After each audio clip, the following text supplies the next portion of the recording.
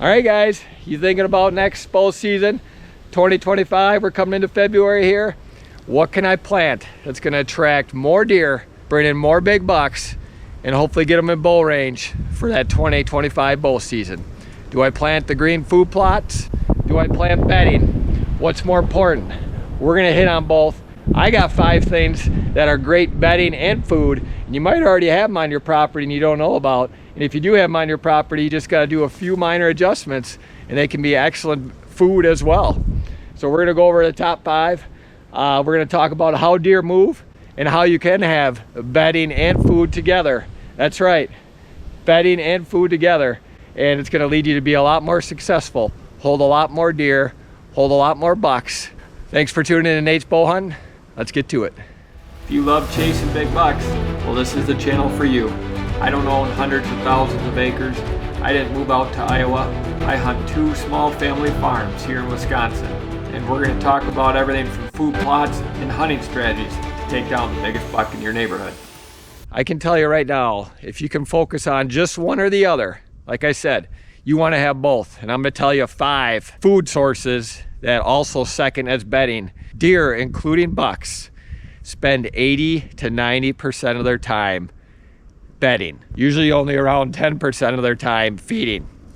So if deer are spending 80, 90% of their time bedding, what do you think you want to have on your property? You want to have security cover or bedding. It's kind of the same thing, right? Keep the human intrusion out, obviously. You don't have a bunch of cows in there, dogs running around. You want to have bedding. Now, if you can couple that bedding with food, it makes it that much better. We're gonna go over top 5 things that provide food and bedding that you should plant on your small property if you want to take down more and bigger bucks. And this was my family farm, was my grandparents' farm. I didn't buy this farm for hunting, guys. This is just an old family dairy farm that I have done a lot of work to. Food plots, adding bedding, the 5 things I talk about. And it has turned this farm into a big buck paradise. And I get an opportunity at a big buck every season. So for any of you guys that have been told you don't want bedding and food in the same location, don't take my word for it. Take MSU Deer Lab. And I know Missouri has collared some bucks. Right here in Dane County, Wisconsin, they collared a bunch of bucks. They will collar these bucks in a wild environment and they see their daily movements, how much they travel, how far they travel every day. I can assure you, they're not gonna, if you have bedding and food together, they're not just gonna sit there all day. They're gonna move, guys. And you're gonna be way more successful than if you just have your clover chicory, your soybeans, your brassica plots. If you can provide bedding and food, take down way more big bucks. So the number one thing that provides bedding and food on your property, and if you guys don't have this, it's probably really easy to have, a well-managed woods. What's a well-managed woods? Not just any woods. You don't want a big open wide woods that you can see 50, 100 yards right through. I mean, in the winter here, there's no foliage. You can obviously see a lot more through.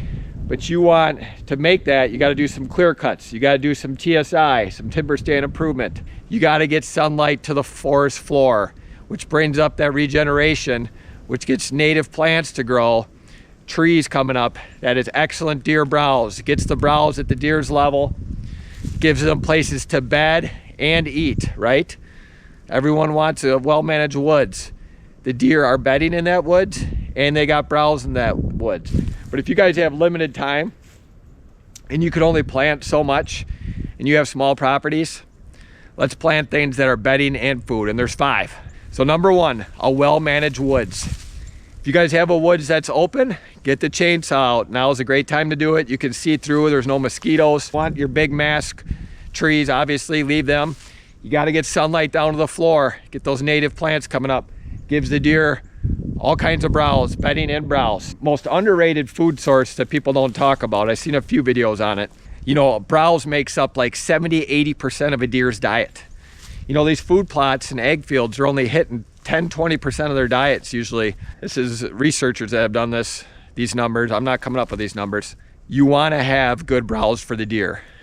And when you can provide bedding and browse like a well-managed woods, you got a winner. Do some hinge cutting if you got some box elder, some ash trees, some good trees to hinge cut. If not, do some TSI, some timber stand improvement, some clear cuts. Get sunlight down to the floor is the biggest thing, guys. Get those plants coming up. You'll have bedding and browse, and you'll hold and attract way more deer, including big bucks. So yeah, it's freezing cold here in Wisconsin again.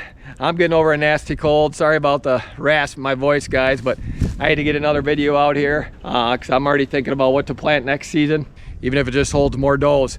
You guys just hunt small properties like me.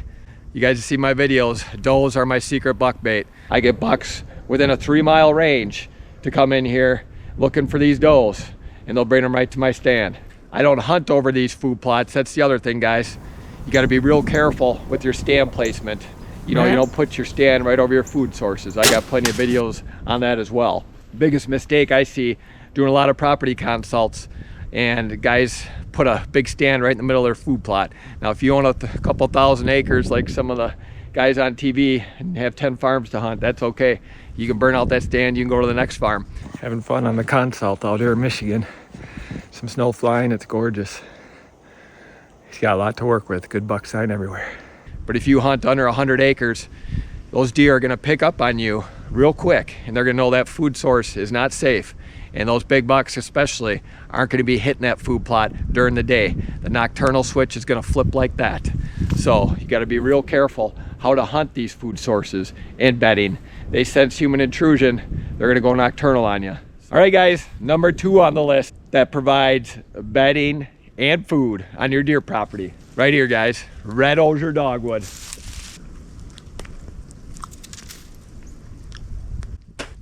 Almost tastes like a sour apple. I can see why the deer love it though. This property, this overgrown pasture is made up of about 60% red osier dogwood. And you won't believe the amount of big bucks that love bedding in this stuff. They love rubbing on this stuff, and they love eating this stuff. Probably one of your most attractive shrubs to whitetail deer, red osier dogwood. It'll spread and it'll grow up. You'll see how thick this gets in here with this red osier dogwood. And it is some of the most underrated buck bedding that I don't hear guys talking about. I know a few thermal drone guys. The amount of big bucks they see bedded in these thickets of red osier dogwood is incredible. If you guys have this stuff, keep it around. If not, you can do the cuttings.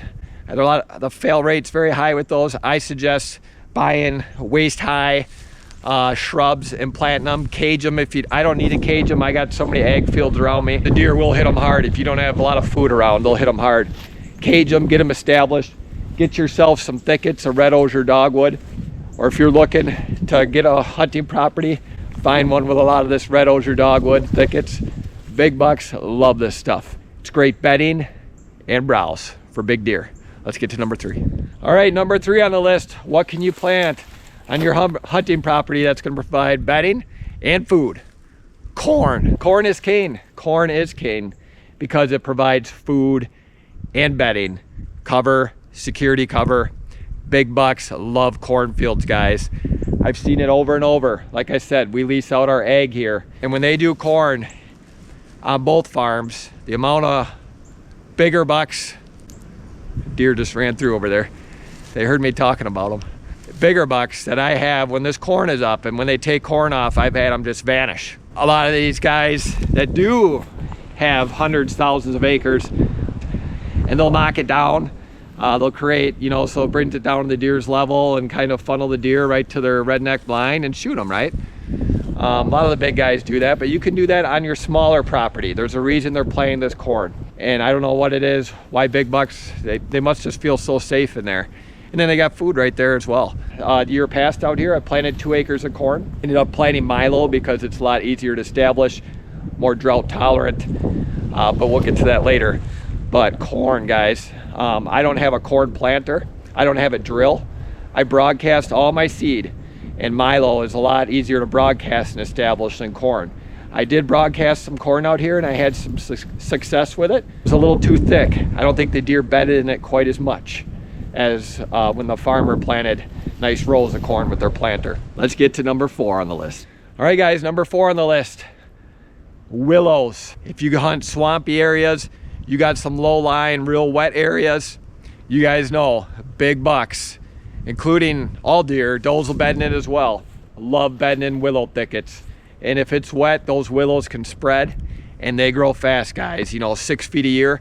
I got a video on dogwood and willows. It shows the growth. Some of these willows grow 6 feet in 1 year. A deer absolutely hammer these new shoots. The shoots spread through the roots.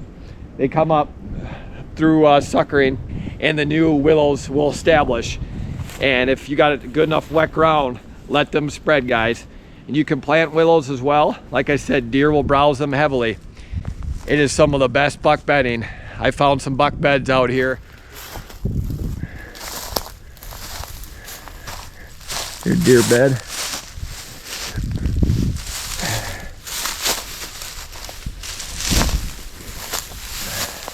Every willow tree in there is practically rubbed. I've had some big bucks that just love these little willow thickets out at this farm. So why do they love them? Well, they got their bedding, they got their browse. Like I said, you got to have a wetter area for these willows, but you can get cuttings of them. You can also buy little bigger willows, and they will spread. I don't hear a lot of guys talk about them, but it spreads like wildfire, and it is excellent bedding and food. Willows. Let's get to number 5. All right, guys, number 5 on the list. What can you plant on your hunting property that provides bedding and food? If you guys watched my video last week, you already know what I'm gonna say. Milo, not switchgrass, Milo, guys. That's right, bedding and food. Just like a well-established woods, that's a big buck magnet. Just like corn, which is a big buck magnet. Just like willows, which is a big buck magnet. Just like red osier dogwood, which is a big buck magnet. I don't want the deer to be able to eat where they bed. They're not gonna move. That's the silliest thing I've ever heard, guys. The deer do move. They don't just sit, they don't just find a milo field and sit there all day. That is literally the poorest argument I've ever heard about someone defending switchgrass. And switchgrass does have some good traits. It's a good screening. And if you got switchgrass established already, I'm not saying burn it down. And like I said, I'm in an ag area. I got all kinds of food around. I don't have this problem. But I know some guys that plant, you're up in the big woods, you don't have a lot of ag fields around.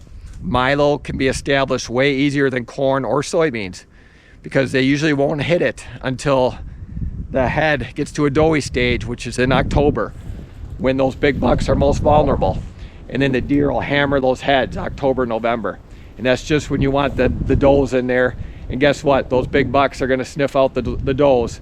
The nice buck I shot last year was bedding the Milo field. I watched him push a doe through there. There was does in there, and he found them and he pushed them out. I seen them come running out. Your does will be bedding in there, and your big bucks are gonna find them. And it provides excellent food and bedding, guys. I got a Milo video. You can check that out on my channel. I talked about it all week last week against switchgrass, but it's drought tolerant, so it's very easy to establish. It grows in a lot poorer soils than corn does. If you guys haven't looked into it, look into the red Milo. So I'll put a link, there's a link in the video description. And if you're looking for food and bedding, it's probably the easiest to establish out of all 5 on this list. Unless you guys already have a woods established, then you just got to get out the chainsaw or hire someone to get your woods logged. Have a timber guy come in there and figure out what you got to do, and you can make some extra money on that as well. So that can be a win-win. But other than that, Milo's probably number 2 for ease of establishment. That's going to provide bedding and food. It's going to draw way more deer, way more big bucks to your property, and allow you guys to be way more successful in the coming years.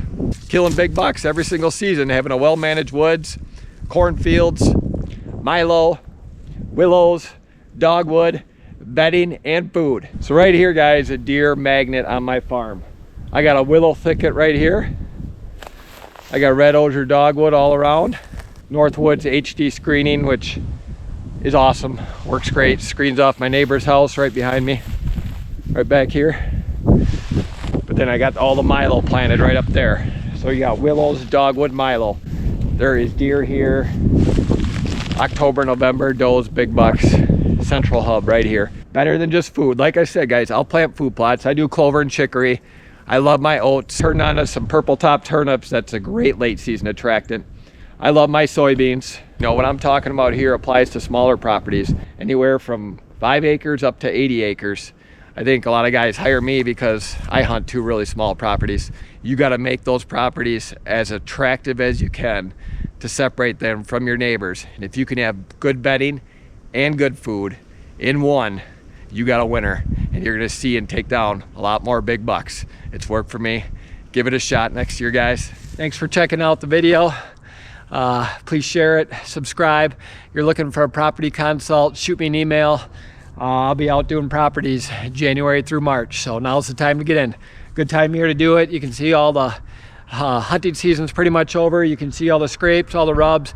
Great time to set up your property to have a successful 2025 season and get those nocturnal bucks into daytime and get you guys a shot at them. Thanks for watching, guys. We'll see you next week.